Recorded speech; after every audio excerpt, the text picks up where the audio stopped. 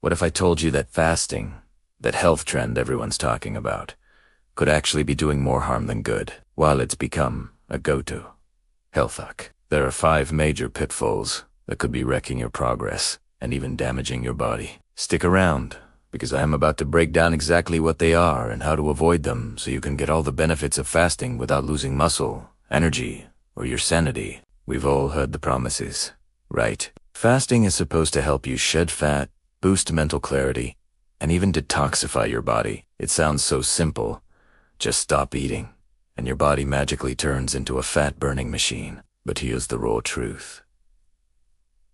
Fasting isn't all sunshine and rainbows. If you're not careful, you could end up feeling worse than when you started. Today, we're diving deep into the 5 biggest mistakes people make when fasting. These are the slip-ups that can slow your progress to a crawl or leave you feeling totally drained. Whether you're a beginner or an experienced faster, these are the key things you need to watch out for. And don't worry, I'll also share some simple, actionable tips on how to avoid them and make fasting work for you. Let's kick things off with the most common pitfall.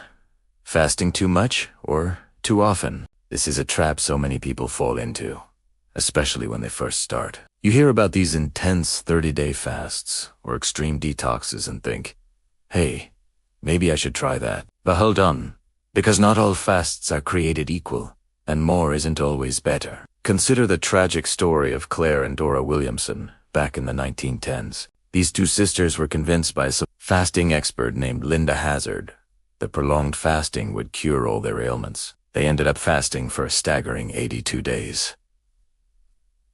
The result, Claire tragically died from starvation after losing over half her body weight. The critical mistake was that they were already quite thin when they began. As Dr. Ted Naiman says, the thinner you get, the less I like extended fasting. Once your body fat is low, fasting for too long forces your body to break down muscle for energy. That's exactly what happened to the Williamson sisters. The key takeaway here is simple. If you're already lean, extended fasting can do more harm than good. You have to listen to your body and know when to stop. Next up, a huge mistake I see all the time: avoiding exercise while fasting. It's a common misconception. You think, I'm not eating, so I should probably just rest and conserve energy. While it's true that fasting slows down muscle protein synthesis, which can lead to muscle loss if you're not careful, sitting on the couch is the worst thing you can do. A little bit of exercise can actually help you maintain and even build muscle while you're fasting. Think about the famous magician David Blaine. He fasted for 44 days and lost 60 pounds. Impressive, right? But he also lost a significant amount of muscle mass. Now, compare that to a man named Angus Barbieri, who fasted for an incredible 392 days and lost over 270 pounds. The amazing part, his muscle loss was minimal. So what was the difference? Sure, Angus had more body fat to fuel his fast, but he also didn't just sit around. Kept moving. So, the takeaway is this. You must exercise during your fasts to keep your muscles active and signal to your body that you still need them. It doesn't have to be a crazy workout, but you've got to keep moving. Now, for a big one, not getting into ketosis fast enough. When you fast, your body's goal is to switch from burning glucose for fuel to burning fat. This metabolic state is called ketosis, and it's crucial for preserving your muscles. When you're in ketosis, your body is less likely to break down precious protein for energy. I've personally done a 3-day fast and lost 0 muscle, but that's because I was already in deep ketosis before I even started. If you're loading up on carbs right before you start a fast, it's going to take your body a lot longer to make that switch into ketosis. This delay means you'll spend more time in that initial phase of the fast where muscle breakdown is more likely to occur. The solution: cut the carbs before you start your fast. This will help you transition into ketosis much more quickly, protecting your muscle mass and making the entire fast more effective from the get-go. Alright, pitfall number 4. Not eating enough protein when you break your fast. This is a critical mistake that can undo all your hard work. After a period of fasting, your body is in a prime state to rebuild and repair muscle tissue, but it can't do that without the right building blocks, and that means protein. So many people finish a fast and just eat whatever, but not getting enough protein during your refeeding window is a huge miss. A 2021 study compared a group doing intermittent fasting to a group on a normal diet. The fasting group actually lost muscle. Why? They weren't consuming enough protein when they did eat.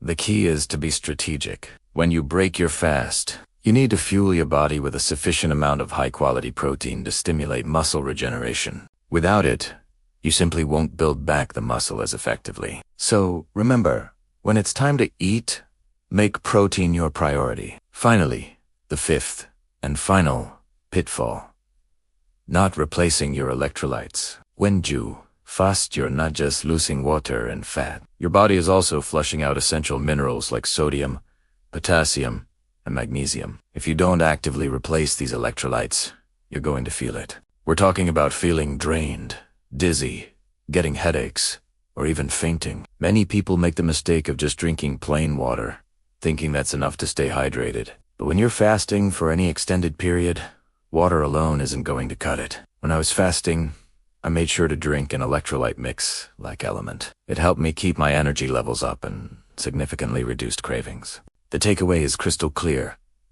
You have to replenish your electrolytes during a fast, especially sodium, potassium, and magnesium, to keep your body functioning optimally and feeling good. So, there you have the 5 major pitfalls of fasting that could be sabotaging your health and fitness goals. The key is to be smart about it.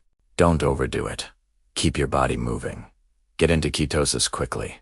Refuel with plenty of protein. And don't forget those all-important electrolytes. Fasting can be an incredibly powerful tool, but only when you approach it with the right knowledge and strategy. Now, I'd love to hear from you. Have you ever tried fasting? What was your experience like? Drop a comment below and let's start a conversation. And if you found this helpful, don't forget to hit that like button. Share this video with a friend and subscribe for more practical health tips. Thanks for watching.